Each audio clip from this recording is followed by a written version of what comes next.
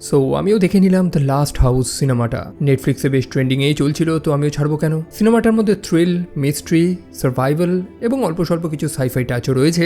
একই সাথে সিনেমাটাকে পরিচালনা করেছেন লুইস ল্যাট্রিয়ার, যে মানুষটা clash of the titans, fast x, তারপর ট্রান্সপোর্টারের মতন সিনেমা, যেটা দেখেই তো আমি জেসন স্টেথামের ফ্যান হয়েছিলাম, এবং আমাদের সবার প্রিয় দ্য ইনক্রেডিবল হাল্ক, এরকম টাইপের কিছু সিনেমা বানিয়েছেন। তো অবভিয়াসলি তার সেরকম কিছু কাজ আমরা এই সিনেমাতেও দেখতে পারি। তো আর কি, চলো শুরু করা যাক। হে গাইজ, আমি Arnab, welcome to my channel. আর এই ভিডিওতে আমি দ্য লাস্ট হাউস সিনেমাটাকে সম্পূর্ণ এক্সপ্লেন করব। তো সিনেমার শুরুতে আর্থার সি ক্লার্কের একটা কোর্স আমাদের দেখানো হয়, যেখানে তিনি বলেছেন যে এই গ্রহটাকে আমরা আর্থ বলে ডাকি, যেখানে এই সম্পূর্ণ গ্রহটাই ক্লিয়ারলি ওশান, মানে সম্পূর্ণ সমুদ্র, তাই না? তবে তার এই কথাটার মানেটা কি এবং কেনই বা এই সিনেমাতে ইউজ হয়েছে সেটাই তো জানবো।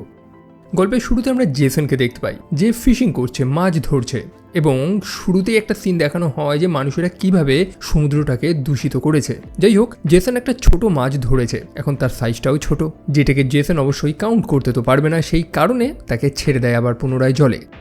সো সেই মুহূর্তে জেসন লক্ষ্য করতে পারে যে একটা ভয়ঙ্কর মেঘ করেছে, মানে এরকম ঘন মেঘ সে আগে কোনোদিন দেখেনি। সে তৎক্ষণাৎ বাড়ির উদ্দেশ্যে রওনা দেয়।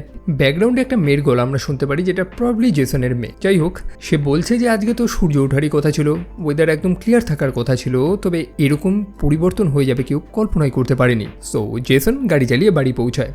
একটা ছোট সাবার্বে এসে বসবাস করে। তার প্রতিবেশীরা প্রতিদিনের মতো নিজেদের কাজেই ব্যস্ত। সো জেসন তার গ্যারেজের দরজাটা খোলার চেষ্টা করছে, তবে সেটা কাজ করছে না। সেই কারণে ভিজে ভিজে বাইরে বেরিয়ে গাড়িটাকে বাইরে রেখেই ঘরের মেন দরজা দিয়ে সে প্রবেশ করে, এবং আমরা লক্ষ্য করতে পারি যে জলগুলো বড় অদ্ভুত রিয়্যাক্ট করছে, সেই বৃষ্টির জল। এবং ব্যাকগ্রাউন্ডে সেই যে জেসনের মেয়ে যে কথাটা বলছিল, সে এই কথাটাও বলে যে সেই দিন যেদিন বৃষ্টিটা নেমেছিল সেদিনই আমরা জানতে পারি যে আমরা একা না।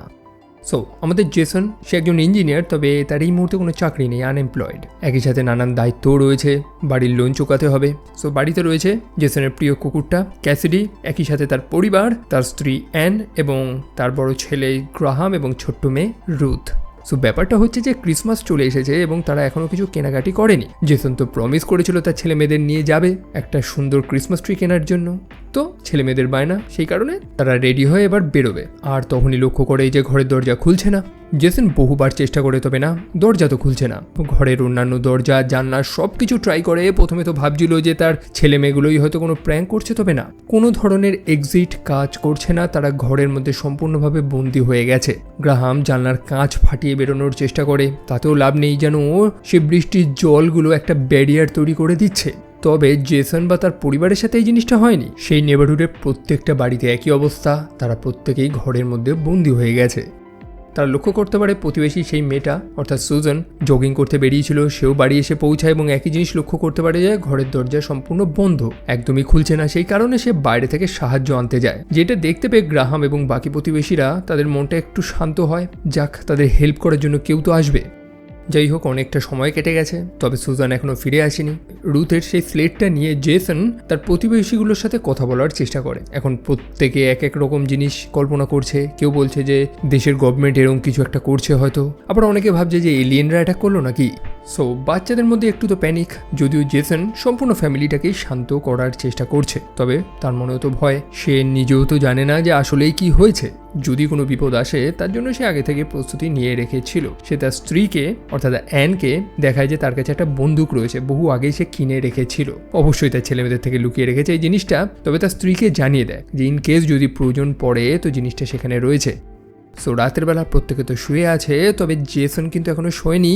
দরজাগুলো ড্রিল করে করে ফুটো করার চেষ্টা করছে, মানে মোটমাট দরজা ভাঙার চেষ্টা করছে, তবে তাতে কোনো লাভ নেই, কারণ সে বৃষ্টির জলগুলো যেন এক টাইপের ব্যারিয়ারের কাজ করছে, এক টাইপের শিল্ড বানিয়ে রেখেছে, যেটাকে তারা ক্রস করতে পারবে না, অর্থাৎ এই মানুষগুলো বাড়ির বাইরে বেরোতে পারবে না। ব্যাপারটা অনেকটা সেই অ্যাকোরিয়ামের মাছের মতন। গ্রাহাম যেটাকে মাঝে সাঝেই একভাবে তাকিয়ে থাকে, সেই মাছগুলো অ্যাকোরিয়ামের মধ্যে নিজের মতন রয়েছে, না তারা কোনোদিন বেরোতে পারবে যতদিন না আমরা তাদেরকে বার করবো। মানুষগুলোর অবস্থা এখন সেমই হয়ে গেছে অলমোস্ট। তারা সম্পূর্ণ ঘরবন্দি, তবে ঘরের মধ্যে এয়ার পাস কিন্তু হচ্ছে, অর্থাৎ কেউ শ্বাসরুদ্ধ হয়ে মরবে না। অ্যাকোরিয়ামেও তো আমরা অক্সিজেনের ব্যবস্থা করে থাকি, তাই না? তো একটা দিন তো কেটে গেছে, এরপরে কি হবে তারা আদৌ বাড়ির বাইরে বেরোতে পারবে কি না সেটা কেউ শিওর না, মানে কারোর হাতে কিছু নেই, সেই কারণে ভবিষ্যতের প্রস্তুতি তো নিতে হবে। তারা রেশনিং শুরু করে, খাবার দাবার জমাচ্ছে, জলগুলো স্টোর করে রাখছে, মানে অপচয় করা যাবে না কোনো জিনিস। জেসন আপ্রাণ চেষ্টা করছে যাতে প্রত্যেকে ঠিকঠাক থাকে, কারণ মন যাতে না ভেঙে যায়, বিশেষ করে তার ছেলেমেয়েরা, তাদের এন্টারটেইন করারও সে চেষ্টা করছে। এইভাবে 4টে দিন কেটে গেছে, এখন কি বা করবে তারা? সেই কারণে জেসন তার বাচ্চাদের মাছ কাটা শেখাচ্ছে। এখন অরিজিনাল মাছ তো নেই, সেই কারণে রুথের কিছু ছোট্ট পুতুলগুলো দিয়ে সে ডেমনস্ট্রেশন দেখাচ্ছে। মোটমাট এগুলো করেই সে তার বাচ্চাদের একটু এনগেজ রাখার চেষ্টা করছে যাতে তারা ভেঙে না পড়ে।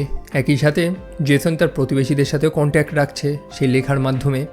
পাশেই এক কাপল থাকে, সেই বৃদ্ধ মানুষটার সাথেই জেসন মাঝে সাঝে একটু গল্প করে এবং তাদের থেকেই সে জানতে পারে যে অ্যাকচুয়ালি সেই এলাকার প্রত্যেকটা বাড়ির সাথে সেম জিনিসই হয়েছে, কেউ বেরোতে পারছে না। এবং বেরোতে যেহেতু পারছে না, তো একটা সমস্যা তো হবে, সেটা হচ্ছে খাবারের শর্টেজ। সেই বৃদ্ধ মানুষটা জানায় যে তার ঘরে খাবার প্রায় শেষ হয়ে এসেছে, কি করবে এখন সে?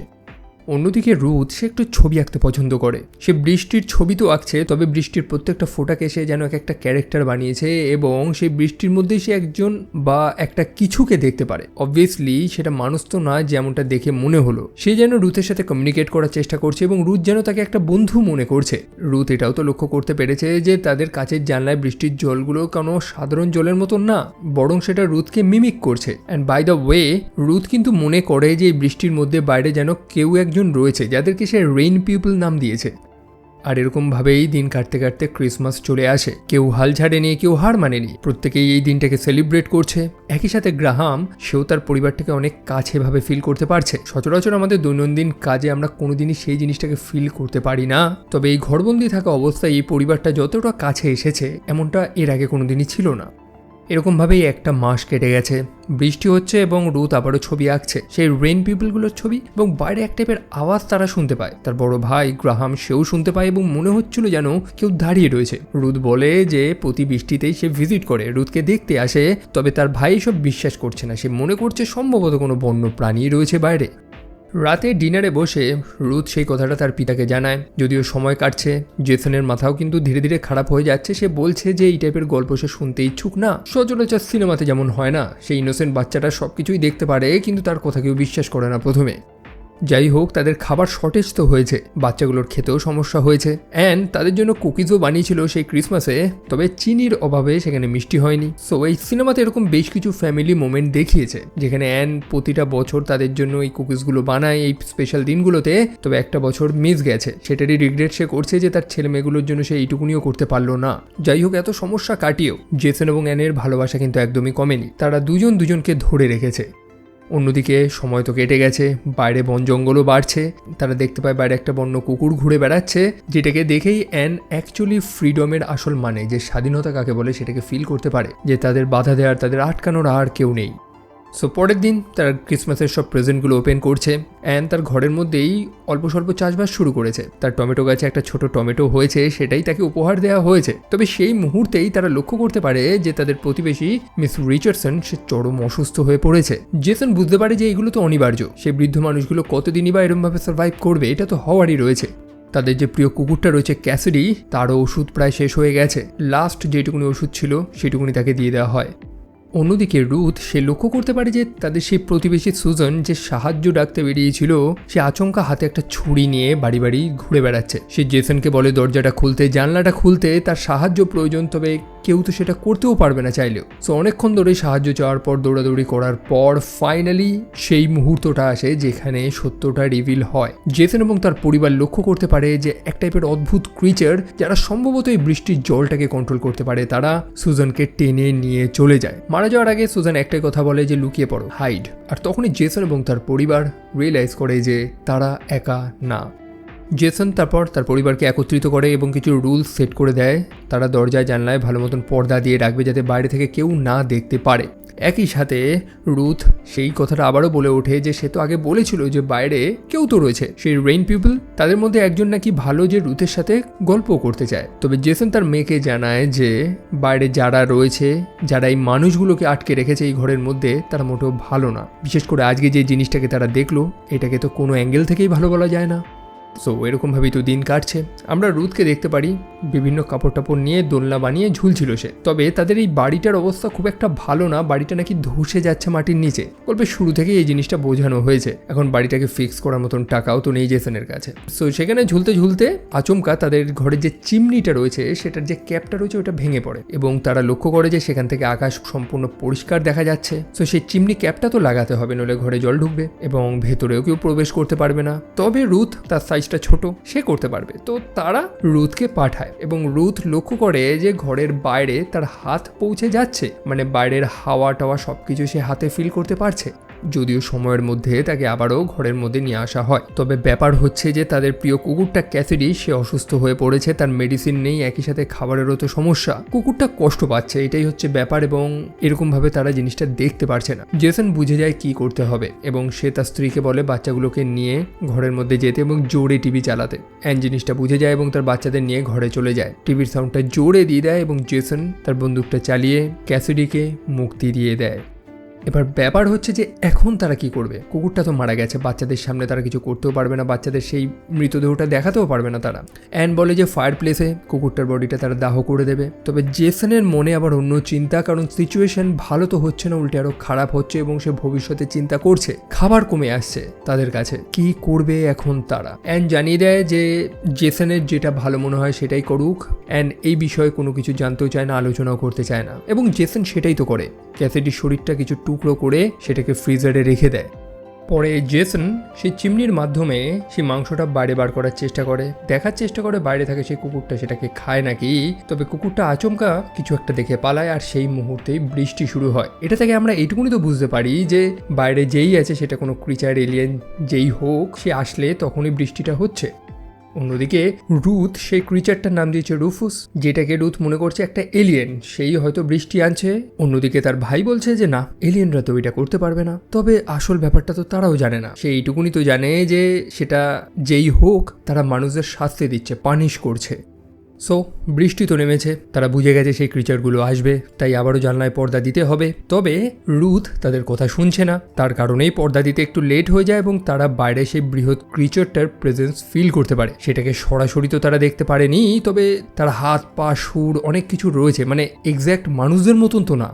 আর এইভাবেই চলতে চলতে 3টে মাস কেটে গেছে। আমরা রুথকে দেখতে পারি যে বায়না করছে খাওয়ার সময়, তার খাবার পছন্দ হচ্ছে না, সে ফ্রিজে দেখতে চায়। তার মনে হয় যে ভেতরে হয়তো ভালো কিছু খাবার আছে, তার বাড়ির লোক বা তার মা তাকে দিচ্ছে না, সেই কারণেই তাকে বলে সবাই যে যাও নিজে গিয়ে দেখো। আর তখনই রুথ এবং গ্রাহাম তারা দুজনেই দেখে যে সত্যি সব কিছু ফাঁকা, কোথাও কোনো খাবার নেই।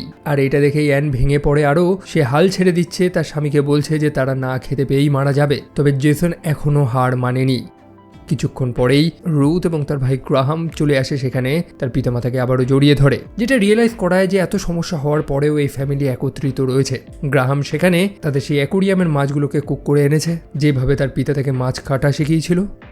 জেসন হার মানেনি, তার টেকনিক্যাল নলেজগুলো দিয়ে সে নতুন ফাঁদ বানাচ্ছে, ট্র্যাপ বানাচ্ছে বাইরের পশু পাখিগুলোকে ধরার জন্য। বাইরে একটা শিয়াল তো ঘুরে বেড়াচ্ছিল, ওটাকে প্রথমে ধরার চেষ্টা করে, বেশ কিছুটা সাফল্য পায়, তবে লাস্টে গিয়ে সে ব্যর্থ হয়। এখন তার মাথাও কাজ করছে না, কারণ পেটে নেই খাবার। সেই কারণে তার স্ত্রী তাকে খেতে দেয় কিছু ভেজিটেবল সে ঘরের মধ্যে চাষ করেছে, সেগুলোই তাকে দেয় এবং সেই গাজরটা দেখে তার মাথায় আর একটা আইডিয়া আসে। সে একটা ছোট ট্র্যাপ বানায়, যেটা দিয়ে সে প্রথমবার একটা কাঠবিড়ালি ধরতে পারে এবং সেটাকেই রান্না করে অবশেষে সম্পূর্ণ পরিবার খায়। এইভাবেই তো সময় কাটছে, যেখানে বহু মানুষ হাল ছেড়ে দিয়েছে, অনেকে মারা গিয়েছে, তবে একটা পরিবার এখনো লড়াই করে যাচ্ছে। তারা বেঁচে থাকার একটার পর একটা উপায় ঠিক বার করেই নিচ্ছে। ইনডোর ফার্মিং করছে, অন্যদিকে ফাঁদ পেতে বহু প্রাণীর শিকার করছে তারা। খাদ্যের চাহিদা তো মেটাতে হবে এবং অবশেষে সেই জিনিসটা হয় যেটা বাকি ছিল, অর্থাৎ তাদের বিদ্যুৎ ফাইনালি চলে যায়। এখন তারা কিভাবে এন্টারটেইন করবে? টিভিও তো চলবে না। গ্রাহামের সে পিয়ানোটা তো রয়েছে, যেটাকে সে কোনোদিন বাজায়নি, তবে এখন সেটাই তাদের মিউজিকের খোরাকটা পূরণ করবে। আর এইভাবেই চলতে চলতে তারা 5টা বছর কাটিয়ে ফেলেছে। যে অতিথিরা এসেছে, অর্থাৎ যারা মানুষগুলোকে ঘরবন্দি করে রেখেছে, তারা কবে যাবে সেটার কোনো আইডিয়া নেই। তাই এই পরিবার তাদের নিজেদের মতন করেই চালিয়ে যাচ্ছে। জেসন তার গাড়িটাও প্রায় ঠিক করে নিয়েছে এবং সেটাই সবাইকে দেখাচ্ছে। তবে তার ছেলে অর্থাৎ গ্রাহাম সে জানে যে এটা তো পয়েন্টলেস, মানে তারা যখন বেরোতেই পারবে না তো তার পিতা এইসবে কেন সময় নষ্ট করছে। সে যে এই মুহূর্তে হোপলেস সেটা বোঝা যাচ্ছে এবং সেও তো বড় হয়েছে, সেই কারণে গ্রাহাম তাকে আগের মতন বকে ঝোঁকে বোঝাতেও পারবে না। জেসন তো এটাই রিয়েলাইজ করে যে তার ছেলেমেয়েরা আগের মতন আর ছোট নেই। নানান মজা করে তাদের এই সমস্যাটাকে ভুলিয়ে দিলেও এখন বাচ্চাগুলো এটাকে দেখতে পারছে, এটাকে ফিল করতে পারছে। তো স্বাভাবিকভাবেই বাবা ছেলের মধ্যে একটু তো তর্ক হবেই। তো আবারও বৃষ্টি নেমেছে, তারা জানলাগুলোকে ঢাকছে আর সেই মুহূর্তেই ঘটে সেই কাণ্ড। একটা অদ্ভুত দেখতে বৃহৎ ক্রিচার তাদের ঘরের মধ্যে চলে আসে। এই বৃষ্টির জলগুলোই যেন তাদের একটা শক্তি, যেটার মাধ্যমে এই দরজাটাকে সে আনলক করে ভেতরে প্রবেশ করে। জেসন এবং তার পরিবার একদম চুপচাপ করে যে যার মতো লুকিয়ে গেছে, একটা আওয়াজ হবে না। অন্যদিকে সেই ক্রিচারটা ঘরের মধ্যে কিছু তো একটা যেন খুঁজছে, যদিও কোনো মানুষকে তো সে খুঁজে পায় না। তবে সে লক্ষ্য করতে পারে মানুষগুলো ঘরের মধ্যেই চাষবাস করছে, ফার্মিং করছে, যেগুলোকে সে নষ্ট করে দেয়। আমরা দেখতে পাই সেই ক্রিচারটার স্পর্শে সবকিছু যেন লবণে জমে যাচ্ছে, একদম সলিড নুনে পরিণত হচ্ছে। সো কিছু সময় বাদে সে ক্রিচারটা ঘর থেকে তো বেরিয়ে যায়। ঘরের দরজাটা খোলা ছিল, গ্রাহাম সেখান থেকে পালানোরও চেষ্টা করে, তবে দরজা আবারও বন্ধ হয়ে যায় এবং ক্রিচারগুলো যাওয়ার পর আবারও বৃষ্টি চলে যায়, মেঘ চলে যায় এবং সূর্যের আলো আবারও ওঠে, মানে ওয়েদার ক্লিয়ার। এবং এটাই হচ্ছে এই পরিবারের প্রথম ক্লোজ এনকাউন্টার। তারা সামনাসামনি সেই ক্রিচারটার এক্স্যাক্ট গঠনটা দেখতে পারে। রুথ তখন একটা কথা বলে, লাভায়াথান, ক্র্যাকেন, মারমেইডস, এই এত ধরনের যে সি ক্রিচার রয়েছে এগুলোর কি আদৌ অস্তিত্ব আছে? ব্যাপার হচ্ছে প্রায় 80% সি ফ্লোর আমরা এখনো এক্সপ্লোরই করে উঠতে পারিনি। মহাকাশ নিয়ে আমাদের এত জ্ঞান থাকলেও এই পৃথিবীর মধ্যে থাকা এই সমুদ্রগুলো এখনো আনএক্সপ্লোরড থেকেই গেছে। কি হবে যদি এই ক্রিচারগুলো আকাশ থেকে আসেনি, বরং সমুদ্র থেকে এসেছে? তারা এই পৃথিবীরই প্রাণী, জাস্ট তারা এসেছে রিক্লেম করতে যেটা তাদেরই ছিল। ক্রিচারটা সম্ভবত কোনো এনশিয়েন্ট ক্রিচার, সেই ক্র্যাকেন, লেভিয়েথান, মারমেইডস এদের মতনই। তবে ব্যাপার হচ্ছে যে ঘরে তাদের যে ফসলগুলো ছিল সবকিছু নষ্ট হয়ে গেছে, মাটি নষ্ট হয়ে গেছে, পানীয় জল যেটুকুনি ছিল সেগুলো নষ্ট হয়ে গেছে। ক্রিচারগুলো ইচ্ছে করেই এই কাজটা করছে, আর যে কারণেই অ্যানের মাথাটা আবারও খারাপ হয়ে যায়। কারণ এখন আর কি হবে, তাদের যা স্টোর ছিল, যা স্টক ছিল সেগুলো নষ্ট হয়ে গেছে।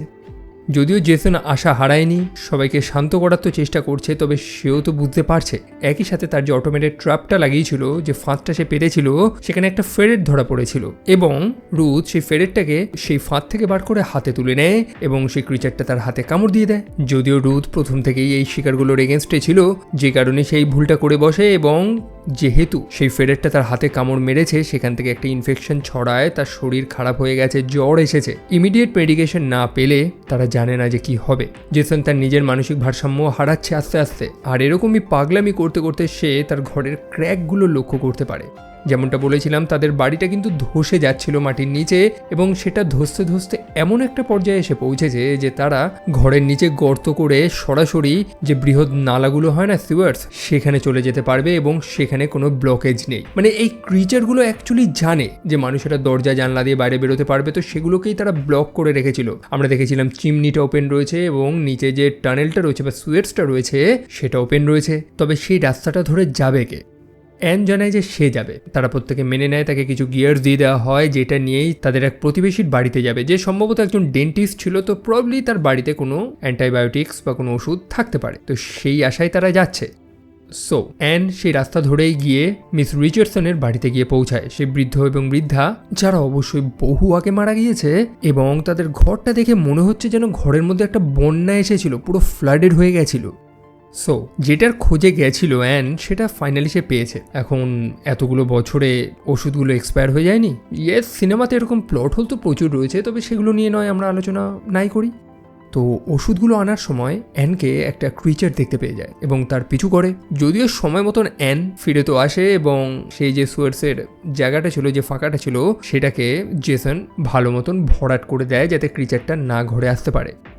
যাই হোক, সেই বাইরে থাকা ক্রিচারগুলো তো জানতে পেরে গেছে যে এই বাড়ির মধ্যে কিছু মানুষ রয়েছে। আসলে জেসন এবং তার পরিবার তো বুঝেই গেছিল যে যখনই বৃষ্টি নামবে তখনই সেই ক্রিচারগুলো আসছে, সেই কারণেই তারা পর্দা দিয়ে নিজেদের এতদিন ধরে গোপন করে রেখেছিল। তবে এখন কি হবে? জেসন প্রিপারেশন নিচ্ছে, অ্যানকে বলছে যে বাচ্চাদের নিয়ে অ্যাটিকে গিয়ে লুকাতে, যদি কোনো সিচুয়েশন তৈরি হয় সেই ক্রিচারগুলো যখন তখন হামলা করতে পারে।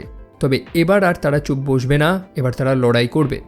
কতদিনই বা লুকিয়ে থাকবে? জেসন প্রথম থেকে একটাই তো কথা বলে যাচ্ছে যে সে তার পরিবারকে প্রোটেক্ট করবে, তবে কতদিনই বা তারা এরকম ভয় ভয় লুকিয়ে থাকবে? তার ছেলে জানায় যে এবার তারা লড়বে এবং জেসনের স্ত্রীও তাতে সহমত জানায়। সেই কারণেই তারা বিভিন্ন ফাঁদ বানাচ্ছে, লড়াই করার জন্য প্রস্তুতি নিচ্ছে।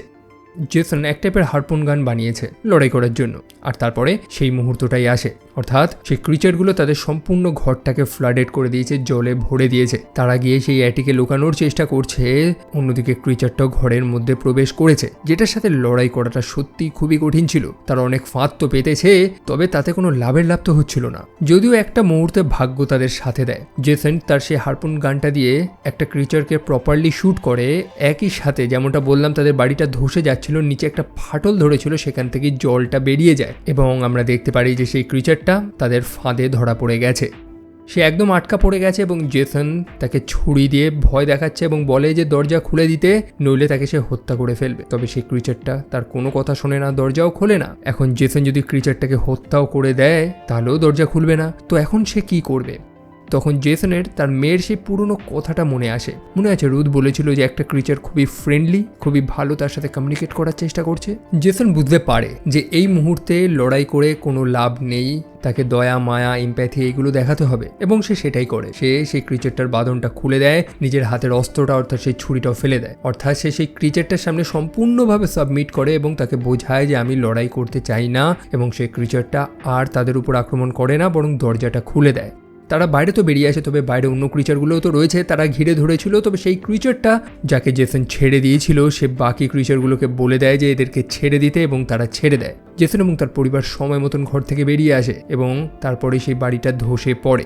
সত্যি এই বাড়িটা কিন্তু এক টাইপের মেটাফর। প্রথম থেকেই তারা বলে যাচ্ছে যখন তখন এই বাড়িটা ধসে পড়তে পারে, তবে সেটা হয়নি। এবং মজার ব্যাপার হচ্ছে যখন এই গল্পটা শেষ হচ্ছে, যখন এই ক্রিচারগুলো ফাইনালি মানুষগুলোকে বুঝতে পারে এবং যখন ফাইনালি জেসন এবং তার পরিবার স্বাধীনতা পায়, তখনই বাড়িটা ধসে।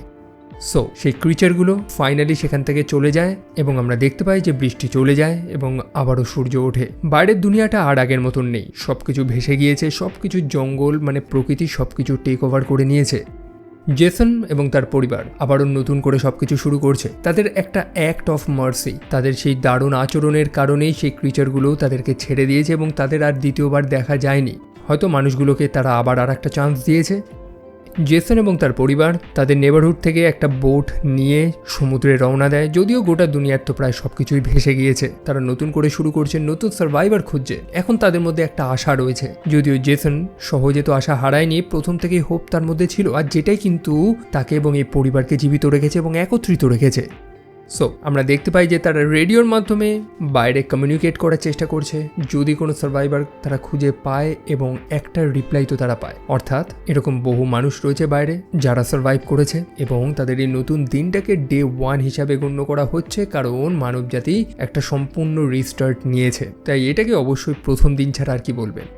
তবে প্রশ্ন যদি আসে যে এই ক্রিচারগুলো আসলেই কারা, সেটার এক্স্যাক্ট অ্যান্সার আমার কাছে তো নেই। কোনো এনশিয়েন্ট ক্রিচার গল্পে তো বলেই দিয়েছে, এবং এটাই তো ফ্যাক্ট যে আমাদের মহাকাশের জ্ঞান থাকলেও সমুদ্রের জ্ঞান খুবই কম। হয়তো তারাও মানুষদের মতনই, বরং মানুষদের থেকে বেশি পাওয়ারফুল কোনো লাইফ ফর্ম, যারা সিম্পলি এসেছিল মানুষদের আয়না দেখানোর জন্য।